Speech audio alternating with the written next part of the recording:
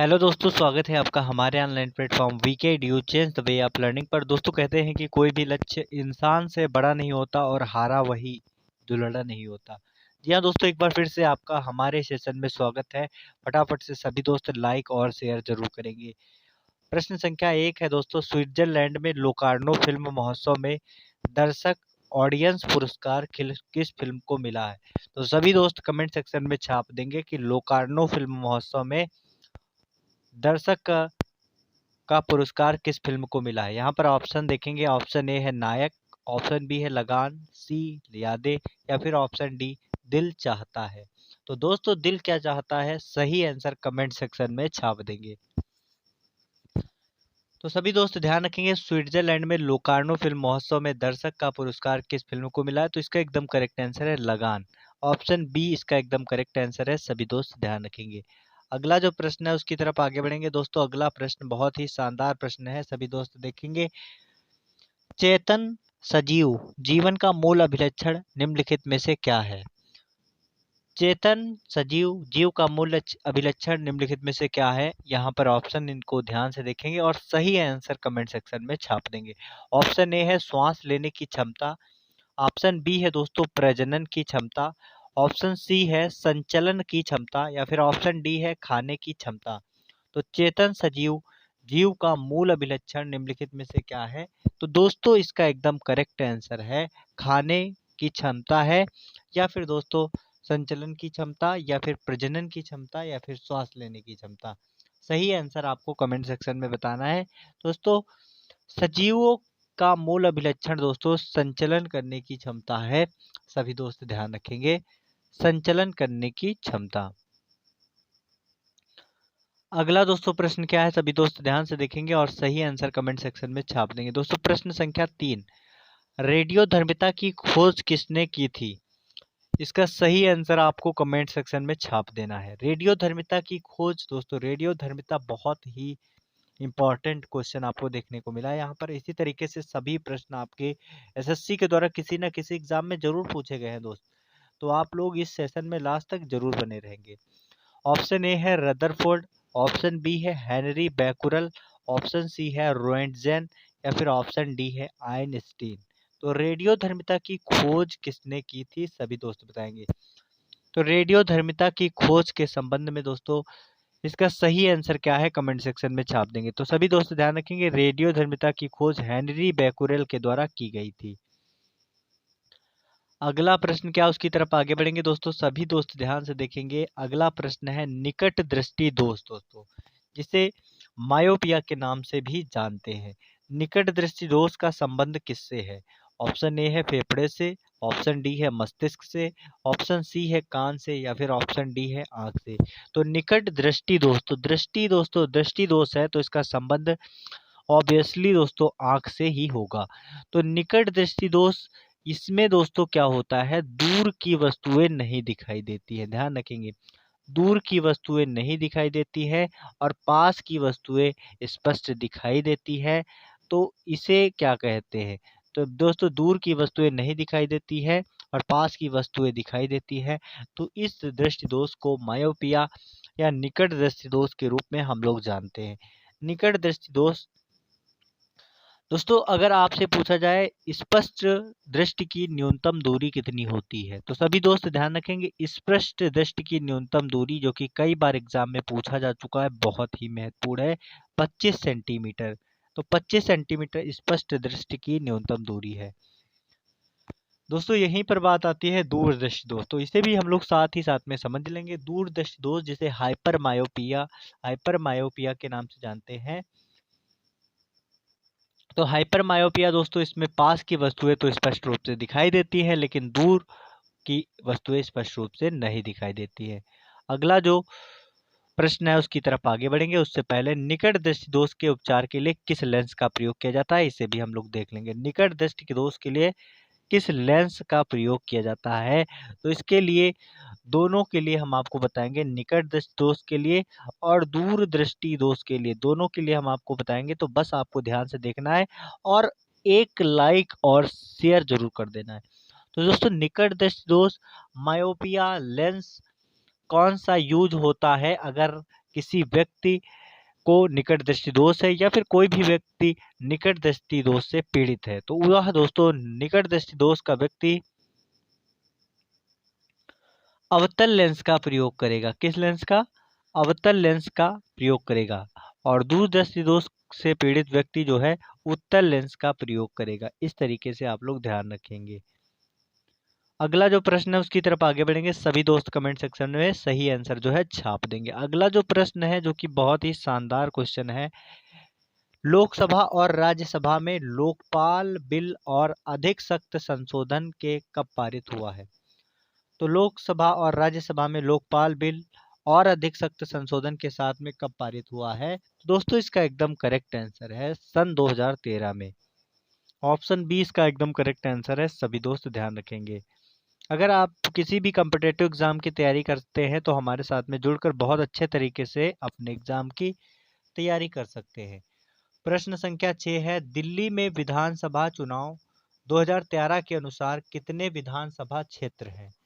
तो दिल्ली में विधानसभा चुनाव 2013 के अनुसार कितने विधानसभा क्षेत्र है? कमेंट सेक्शन में छाप देंगे। ऑप्शन ए है 70, ऑप्शन बी है 72, ऑप्शन सी है 66 और ऑप्शन डी है 68।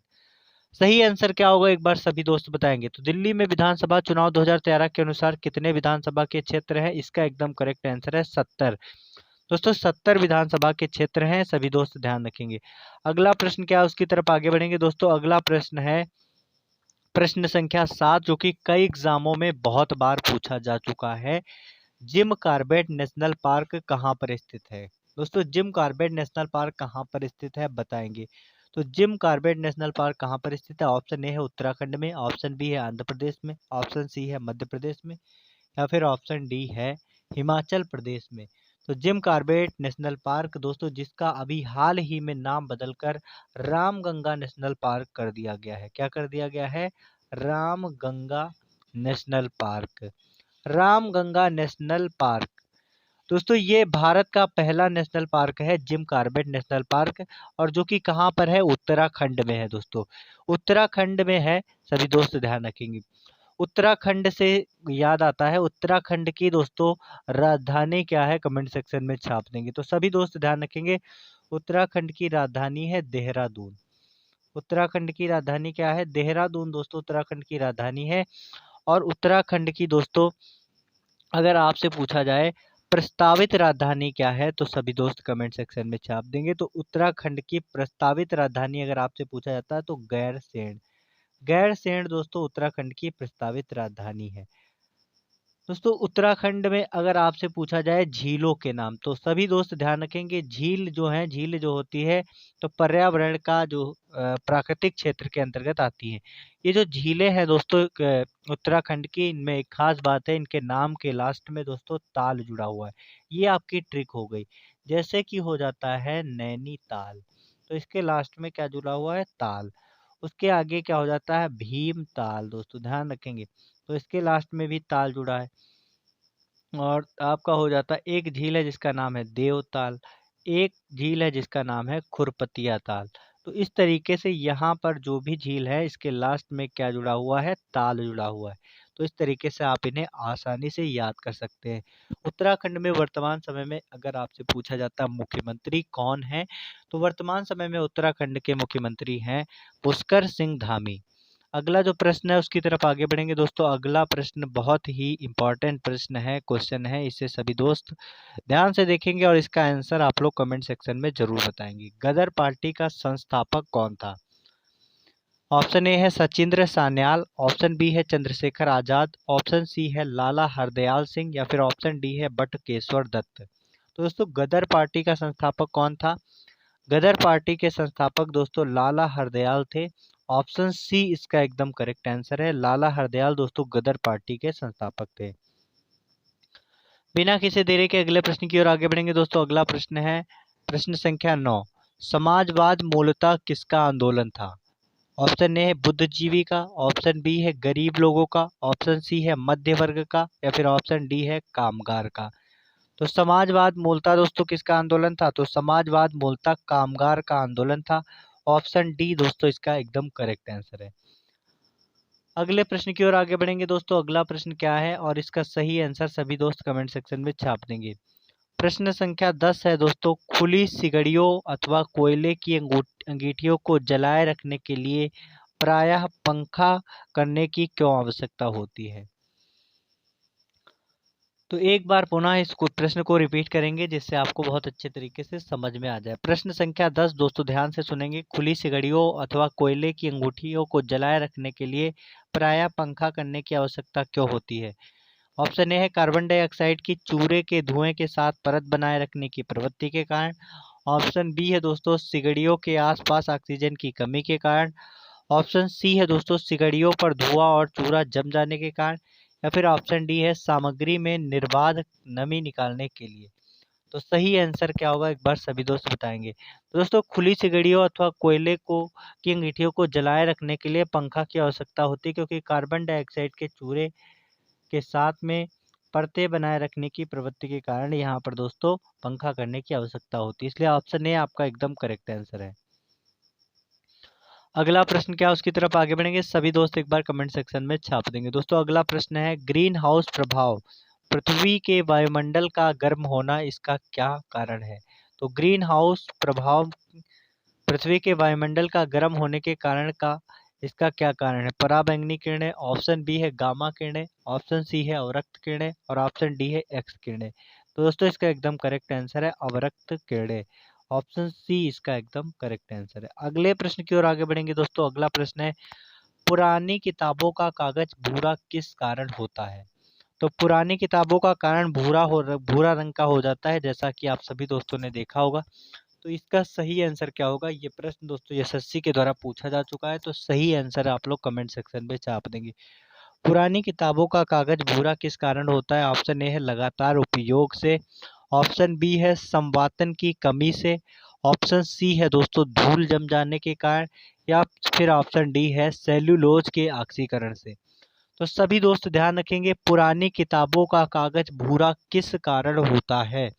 तो दोस्तों पुरानी किताबों का कागज भूरा सेलुलोज के ऑक्सीकरण से होता है। तो ऑप्शन डी इसका एकदम करेक्ट आंसर है, सभी दोस्त ध्यान रखेंगे।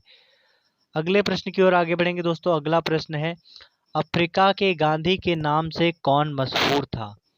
ऑप्शन ए है मीर करजई, ऑप्शन बी है नेल्सन मंडेला या फिर ऑप्शन सी है फिरोज गांधी या फिर ऑप्शन डी है एम के गांधी। तो अफ्रीका के गांधी के नाम से कौन मशहूर था एक बार कमेंट सेक्शन में छाप देंगे। तो दोस्तों इसका एकदम करेक्ट आंसर है Nelson Mandela. Nelson Mandela Africa के गांधी के नाम से मशहूर थे। ऑप्शन बी इसका एकदम करेक्ट आंसर है। अगला प्रश्न क्या है यहाँ पर सभी दोस्त इसको देखेंगे और इसका सही आंसर कमेंट सेक्शन में छाप देंगे। प्रश्न संख्या 14, एक्वारेजिया आयतन में 1:3 के अनुपात में निम्नलिखित में से किसका मिश्रण है? तो एक्वारेजिया किसका मिश्रण है सभी दोस्त बताएंगे। तो एक्वारेजिया दोस्तों किसका मिश्रण है सभी दोस्त कमेंट सेक्शन में छाप देंगे। तो एक्वारेजिया की अगर बात करेंगे दोस्तों तो ये HNO3 और सांद्र HCl का मिश्रण है।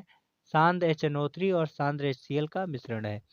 अगला प्रश्न क्या है? प्रश्न संख्या दोस्तों 15 बताएंगे गहरे समुद्र में गोताखोरी के समय गोताखोर ऑक्सीजन और कौन सी गैस के मिश्रण का उपयोग करते हैं? तो गोताखोर दोस्तों जो समुद्र में पानी के अंदर दोस्तों तैरते हैं वो लोग उन्हें गोताखोर के नाम से जानते हैं। तो गहरे समुद्र में जो गोताखोर होते हैं तो गोताखोर ऑक्सीजन के साथ एक अन्य गैस होती है जिसका वो लोग यूज करते हैं श्वसन की क्रिया के लिए। तो यह गैस कौन सी है कमेंट सेक्शन में छाप देंगे। तो सभी दोस्त ध्यान रखेंगे ऑक्सीजन के साथ हीलियम गैस का भी प्रयोग किया जाता है और हीलियम का सूत्र होता है He दोस्तों। अगला प्रश्न क्या है उसकी तरफ आगे बढ़ेंगे। अगला प्रश्न है निम्नलिखित में से कौन सा शब्द न केवल जीव द्वारा अधिकृत भौतिक स्थानों को बल्कि जीव समुदाय में उसकी प्रकार्यात्मक भूमिका को भी वर्णित करता है? तो दोस्तों आपको बताना चाहते हैं कि हीलियम जो है एक दोस्तों बहुत ही हल्की गैस होती है और यह दोस्तों गोताखोर जो होते हैं वो श्वसन की क्रिया के लिए अपने प्रयोग करते हैं ऑक्सीजन के साथ में। और जो गुब्बारे हवा में उड़ते हैं और अपने आप स्वतः उड़ते हैं उनके अंदर हीलियम गैस ही भरी होती है, इसे भी आप लोग ध्यान रखेंगे। तो यहाँ पर प्रश्न संख्या 16 को ध्यान से देखेंगे और इसका सही आंसर कमेंट सेक्शन में छाप देंगे।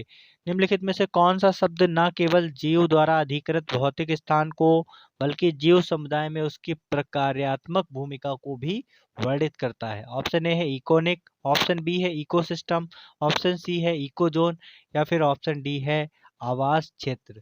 सही आंसर क्या होगा कमेंट सेक्शन में छाप देंगे। तो दोस्तों इसका एकदम करेक्ट आंसर है इकोनिक। ऑप्शन ए इसका एकदम करेक्ट आंसर है। अगले प्रश्न की ओर आगे बढ़ेंगे दोस्तों। अगला प्रश्न है, ध्यान से देखेंगे और सही आंसर कमेंट सेक्शन में छाप देंगे। संयुक्त राष्ट्र मानवाधिकार आयोग के स्थान पर बने निकाय का नाम बताइए। ऑप्शन ए है सचिवालय, ऑप्शन बी है मानवाधिकार परिषद, ऑप्शन सी है दोस्तों न्यायशीता परिषद और ऑप्शन डी है आर्थिक सामाजिक परिषद। तो संयुक्त राष्ट्र मानवाधिकार आयोग के स्थान पर बने निकाय का नाम क्या है? तो दोस्तों इसका एकदम करेक्ट आंसर है मानवाधिकार परिषद। तो संयुक्त राष्ट्र मानवाधिकार आयोग की जगह पर मानवाधिकार परिषद बन गया है, इसे ध्यान रखेंगे। प्रश्न संख्या 18 दोस्तों, प्रथम केंद्रीय विधानसभा का गठन कब किया गया था? तो प्रथम केंद्रीय विधानसभा का गठन दोस्तों कब किया गया था? 1923 में दोस्तों प्रथम केंद्रीय विधानसभा का गठन किया गया था। अगला प्रश्न क्या है उसकी तरफ आगे बढ़ेंगे दोस्तों। अगला प्रश्न जो कि बहुत ही महत्वपूर्ण प्रश्न है, भारतीय विश्वविद्यालय अधिनियम किसके द्वारा पारित किया गया था? Lord Lytton, Lord Curzon, option C है लॉर्ड मिंटो या फिर दोस्तों लॉर्ड रिपन। सही आंसर क्या होगा एक बार सभी दोस्त बताएंगे। तो भारत में विश्वविद्यालय अधिनियम किसने पारित किया था? तो भारत में विश्वविद्यालय अधिनियम लॉर्ड कर्जन के द्वारा पारित किया गया। ऑप्शन बी दोस्तों इसका एकदम करेक्ट आंसर है। अगले प्रश्न की ओर आगे बढ़ेंगे दोस्तों। अगला प्रश्न है, पुर्तगाली यात्री वास्को डिगामा का कालीकट आने पर भव्य स्वागत करने वाले भारतीय राजा का नाम बताइए। तो पुर्तगाली यात्री वास्को डिगामा का कालीकट आने पर भव्य स्वागत किस शासक के द्वारा किया गया था? सभी दोस्त कमेंट सेक्शन में छाप देंगे। तो पुर्तगाली यात्री वास्को डिगामा का भव्य स्वागत कालीकट पर जैमोरिन शासक ने किया था। ये दोस्तों एक भारतीय शासक था। अगला प्रश्न क्या उसकी तरफ आगे बढ़ेंगे दोस्तों। प्रश्न संख्या 21, चीन की ग्रेट वॉल दोस्तों जिसे महान दीवार के नाम से भी जाना जाता है, इसका निर्माण किसके द्वारा कराया गया? ऑप्शन ए है ली ताइपू के द्वारा, ऑप्शन बी है सिह हुआंगती के द्वारा या फिर सी है लाओ जे के द्वारा या फिर डी है कन्फ्यूशियस के द्वारा। तो दोस्तों चीन की ग्रेट वॉल का निर्माण किसके द्वारा कराया गया? तो चीन की ग्रेट वॉल का निर्माण सी हुआंगती के द्वारा करवाया गया। ऑप्शन बी इसका एकदम करेक्ट आंसर है, सभी दोस्त ध्यान रखेंगे। अगला प्रश्न दोस्तों, दिल्ली सल्तनत का उद्धारक कौन था?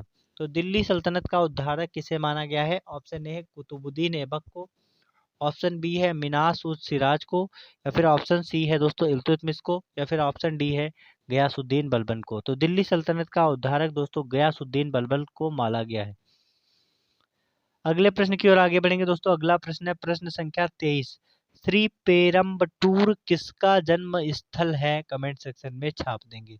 ऑप्शन ए है श्री माधवाचार्य का, ऑप्शन बी है श्री बसवन्ना का या फिर सी है श्री शंकराचार्य का या फिर ऑप्शन डी है श्री रामानुजाचार्य का। तो श्री पेरम्बटूर दोस्तों श्री रामानुजाचार्य जी का जन्म स्थल है। ऑप्शन डी इसका एकदम करेक्ट आंसर है। अगले प्रश्न की ओर आगे बढ़ेंगे दोस्तों। अगला प्रश्न है 24, ध्यान से देखेंगे, हिमालय की सबसे पूर्वी चोटी कौन सी है? ऑप्शन ए है नामचा बरवा, ऑप्शन बी है अन्नपूर्णा, ऑप्शन सी है कंचनजंगा या फिर ऑप्शन डी है माउंट एवरेस्ट। तो सभी दोस्त ध्यान रखेंगे हिमालय की सबसे पूर्वी चोटी कौन सी है? तो सभी दोस्त ध्यान रखेंगे हिमालय की सबसे पूर्वी चोटी नामचा बरवा है। अगला जो प्रश्न है उसकी तरफ आगे बढ़ेंगे बिना किसी देरी के। सभी दोस्त लाइक और शेयर जरूर करेंगे। अगला प्रश्न है, निम्नलिखित में से कौन सा शहर उल्लेखनीय औद्योगिक शहर नहीं है? तो कौन सा शहर उल्लेखनीय औद्योगिक शहर नहीं है? ऑप्शन ए है कानपुर, ऑप्शन बी है मुंबई, ऑप्शन सी है जमशेदपुर या फिर ऑप्शन डी है इलाहाबाद। तो कौन सा शहर उल्लेखनीय औद्योगिक शहर नहीं है? इसका एकदम करेक्ट आंसर है इलाहाबाद। ऑप्शन डी इसका एकदम करेक्ट आंसर है। दोस्तों आज का सेशन हमारा बस यही तक था। आप सभी दोस्त लास्ट तक बने रहे उसके लिए बहुत बहुत धन्यवाद। लास्ट में दोस्तों बस वही कहना चाहते हैं जो कि हर रोज कहते हैं कि जब आंखों में अरमान लिया मंजिल को अपना मान लिया, अब मुश्किल क्या आसान क्या जब ठान लिया तो ठान लिया। जी हाँ दोस्तों, अगर आपके अंदर संकल्प की शक्ति है, अगर आप भी अपने माता-पिता के सपने को साकार करना चाहते हैं, तो हमारे साथ में बने रहेंगे। प्रतिदिन 8 बजे जुड़कर बहुत अच्छी तैयारी करेंगे अपने किसी भी एग्ज़ाम में बेस्ट स्कोर करने के लिए। वीके एडुयो चैनल को सब्सक्राइब ज़रूर करेंगे और साथ ही साथ में अपने उन सभी दोस्तों को इन सभी महत्वपूर्ण क्लासेस को ज़रूर शेयर करेंगे। वीके एडुयो हमेशा आपके सपनों को सपोर्ट करता है।